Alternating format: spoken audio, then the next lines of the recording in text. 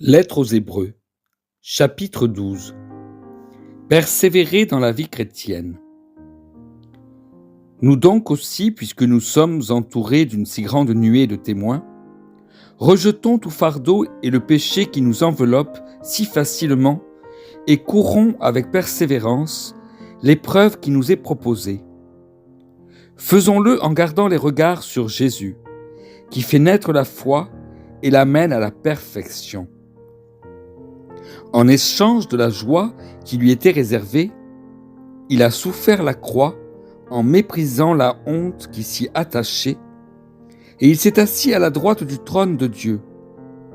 Pensez en effet à celui qui a supporté une telle opposition contre lui de la part des pécheurs, afin de ne pas vous laisser abattre par le découragement.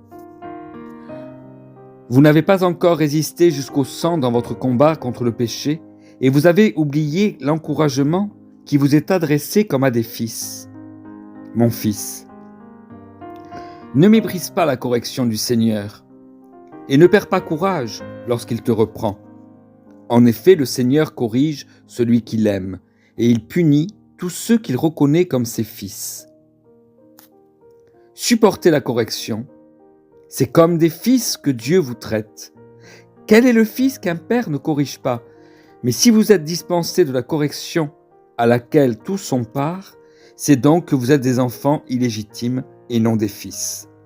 D'ailleurs, puisque nos pères terrestres nous ont corrigés et que nous les avons respectés, ne devons-nous pas d'autant plus nous soumettre à notre Père céleste pour avoir la vie? Nos pères nous corrigeaient pour un peu de temps, mais comme ils le trouvaient bon, tandis que Dieu le fait pour notre bien, afin que nous participions à sa sainteté. Certes, au premier abord, toute correction semble un sujet de tristesse et non de joie, mais elle produit plus tard chez ceux qu'elle a ainsi exercés un fruit porteur de paix, la justice. Fortifiez donc vos mains défaillantes et vos genoux flageolants, et faites des voies droites pour vos pieds, afin que ce qui est boiteux ne se démette pas, mais plutôt soit guéri. Recherchez la paix avec tous et la progression dans la sainteté. Sans elle, personne ne verra le Seigneur. Veillez à ce que personne ne se prive de la grâce de Dieu, à ce qu'aucune racine d'amertume produisant des rejetons ne cause du trouble, et que beaucoup n'en soient infectés. Veillez à ce qu'aucun de vous ne fasse preuve d'immoralité sexuelle ou ne se montre profanateur comme Ésaü, qui pour un seul repas a vendu son droit d'aînesse. Vous savez que plus tard, il a voulu obtenir la bénédiction, mais a été rejeté en effet.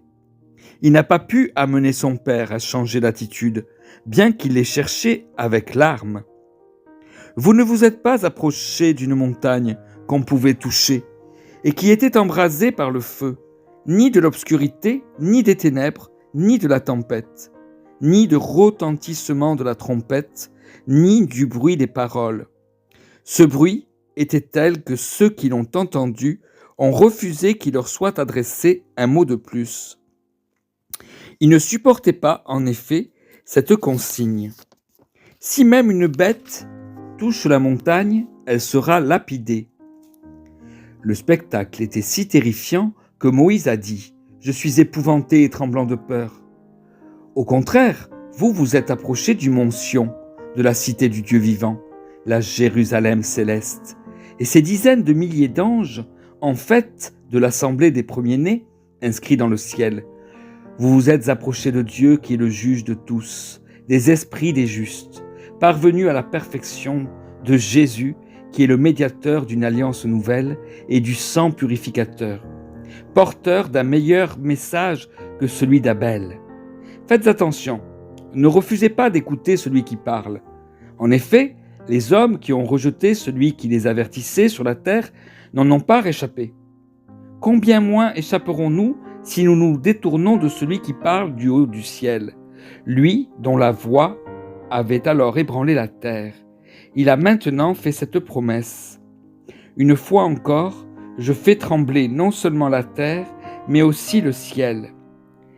Les mots, une fois encore, indiquent bien que les choses qui appartenant au monde créé peuvent être ébranlées, disparaîtront, afin que celles qui sont inébranlables subsistent. C'est pourquoi, puisque nous recevons un royaume inébranlable, attachons-nous à la grâce qui nous permet de rendre à Dieu un culte qui lui soit agréable, avec respect et avec piété. Notre Dieu est en effet un feu dévorant. Amen. Soyez bénis.